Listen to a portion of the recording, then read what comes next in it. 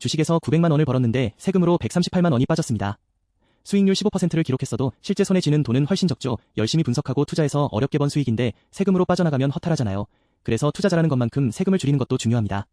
세금을 줄이는 게 진짜 수익률을 결정합니다.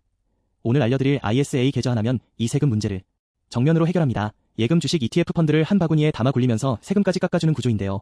2026년에는 혜택이 더 커지는 개편안까지 나왔습니다. 절세 원리부터 풍차 돌리기 전략 그리고 달라지는 점까지 이 영상 하나로 완벽하게 정리합니다.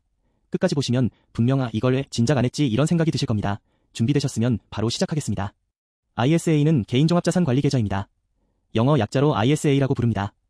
이름은 길지만 핵심은 간단합니다. 예금, 적금, 주식펀드, ETF 등 여러 금융상품을 하나의 통장에 담고 여기서 나오는 수익에 세금 혜택을 주는 계좌입니다.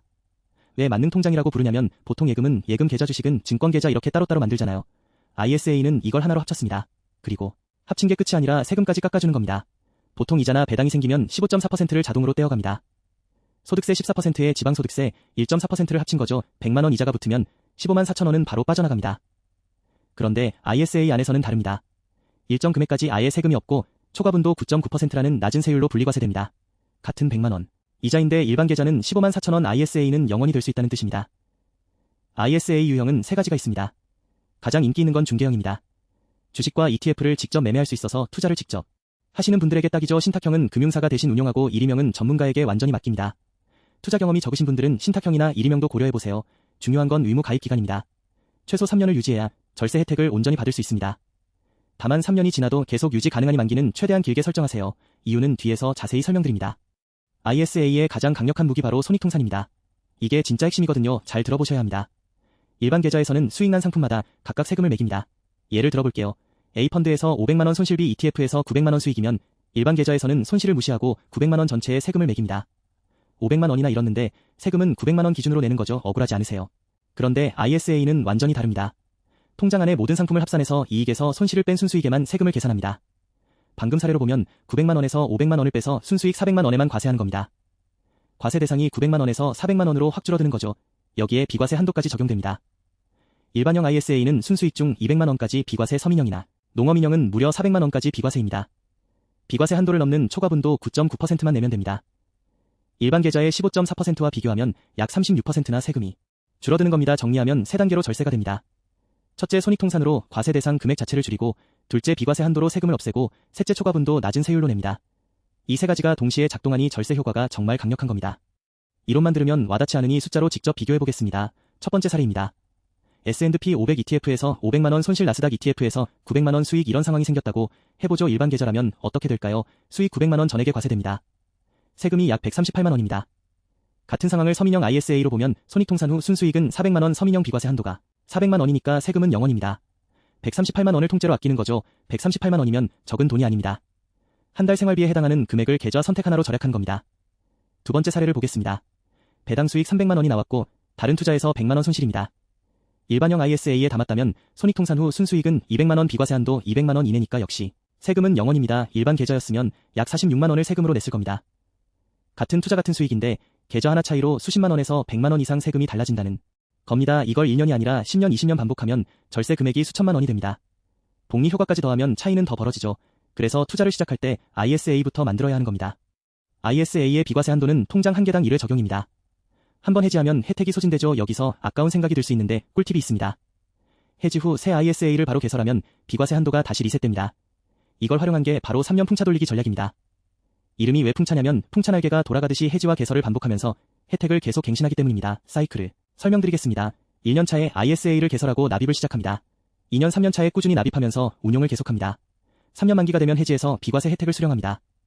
해지 직후에 바로 새 ISA를 개설하면 비과세 한도가 0원부터 리셋됩니다. 그리고 만기 자금 중 일부를 연금 계좌로 이체하면 추가 세액 공제까지 받을 수 있습니다. 이 과정을 다시 처음부터 반복합니다. 평생 반복할 수 있는 구조입니다. 3년마다 비과세 혜택이 새로 갱신되니까 절세 효과를 끊임없이 누릴 수 있죠. 핵심 포인트 하나 알려드리겠습니다. 이거 정말 중요합니다. 당장 투자할 여윳돈이 없더라도 빈 통장이라도 먼저 개설하세요. 3년 의무기간은 돈을 넣은 날이 아니라 통장을 개설한 날부터 시작됩니다. 지금 개설해두면 3년 뒤에 바로 혜택을 쓸 수 있습니다. 그리고 올해 납입 한도를 다 채우지 못해도 걱정 없습니다. 미사용 한도는 소멸되지 않고 다음 해로 이월됩니다. 나중에 목돈이 생겼을 때 한꺼번에 넣을 수 있는 구조라서 부담 없이 시작할 수 있습니다. 풍차 돌리기의 핵심을 요약하면 빈 통장 개설, 3년 운용 해지, 새 통장 개설, 이 루틴을 반복하는 겁니다. ISA의 절세 혜택은 통장 해지에서 끝나지 않습니다. 여기서 한 번 더 혜택이 있습니다. 만기 자금을 연금저축이나 IRP 같은 연금 계좌로 이체하면 추가 세액공제 보너스를 받습니다. 기존 연금 세액공제 한도는 연 최대 900만 원인데요. ISA에서 연금으로 전환하면 이체 금액의 10% 최대 300만 원이 추가로 세액공제 대상이 됩니다. 이미 900만 원 한도를 다 채운 분도 ISA 전환으로 추가 공제가 가능합니다. 구체적으로 계산해 보겠습니다.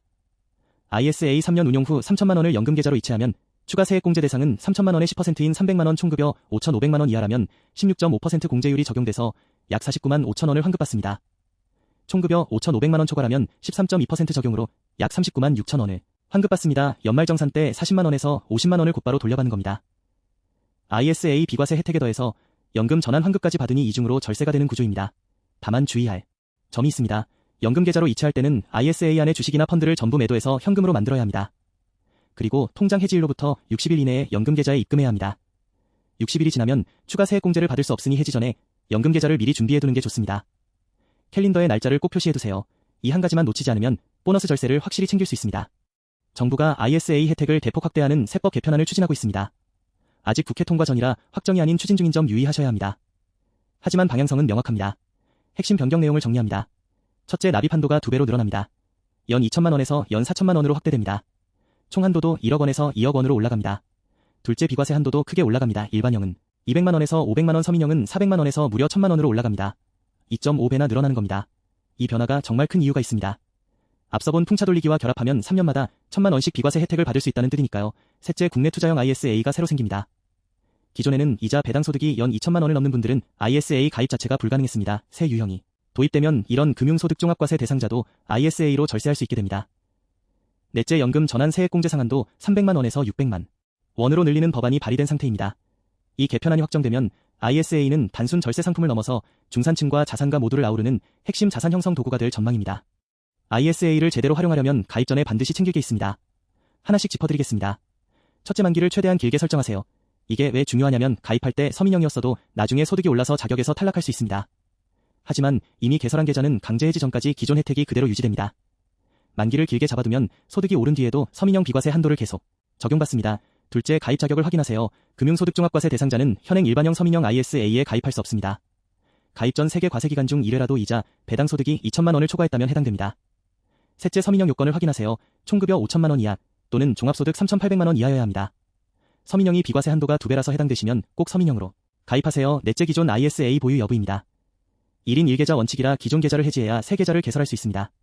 다섯째, 의무 가입 기간 3년입니다. 3년을 채우지 못하고 해지하면 비과세 혜택이 전부 사라지고 일반 과세가 적용됩니다. 여섯째, 연금 전환 계획입니다. 해지 60일 이내에 연금 계좌로 이체해야 추가 세액공제를 받을 수 있습니다. 어떤 상품을 ISA에 담아야 가장 유리할까요? 핵심 원칙이 있습니다. 세금 부담이 큰 상품일수록 ISA 안에서 효과가 큽니다. 가장 추천하는 건 국내 상장 해외 지수 추종 ETF입니다. 예를 들어 S&P 500이나 나스닥 100 추종 ETF가 있죠. 이런 상품은 매매 차익과 분배금 모두의 15.4%가 과세됩니다. ISA에 넣으면 이 세금을 비과세 또는 9.9%로 줄일 수 있죠. 절세 효과가 가장 극대화되는 상품입니다. 월배당 ETF나 고배당 주식도 배당 소득세를 피할 수 있어서 ISA와 궁합이 좋습니다. 반면 국내 주식 매매 차익은 현재 비과세이기 때문에 ISA 밖에서 거래해도 차이가 없습니다. 국내 주식은 일반 계좌의 해외 ETF는 ISA에 담는 게 정석입니다. 개편안이 확정되면 전략이 더 공격적으로 바뀝니다. 납입 한도가 연 4천만 원이 되면 매년 꽉 채워 넣는 기준으로 3년 뒤 원금만 최대 1억 2천만 원의 비과세 투자풀을 만들 수 있습니다. 비과세 한도가 1천만 원이면 옌만한 수익은 통째로 비과세 구간에 들어옵니다. 마지막으로 주의할 점을 다시 한번 강조합니다. 3년 미만 정도 해지하면 비과세 혜택이 전부 사라지고 일반 과세가 적용됩니다. 그리고 ISA 내 손실이 나더라도 다른 계좌의 수익과는 통산되지 않습니다. 손익통산은 ISA 안에서만 작동합니다. 이 점 꼭 기억하세요. ISA는 복잡해 보이지만 구조는 사실 명쾌합니다. 비과세, 손익통산, 연금 전환 공제 이 세 가지가 핵심입니다. 여기에 3년마다 리셋하는 풍차 돌리기를 루틴으로 만들면 투자 수익에서 빠져나가는 세금을 구조적으로 줄일 수 있습니다. 2026년 개편안까지 확정되면 ISA는 모든 투자자의 필수 절세 도구가 될 겁니다. 지금 당장 빈 통장이라도 만들어서 3년의 시계를 먼저 돌려놓으세요. 그게 절세의 시작입니다. 영상이 도움이 되셨다면 좋아요와 구독 부탁드립니다. 더 실전적인 절세 전략으로 다음 영상에서 찾아뵙겠습니다.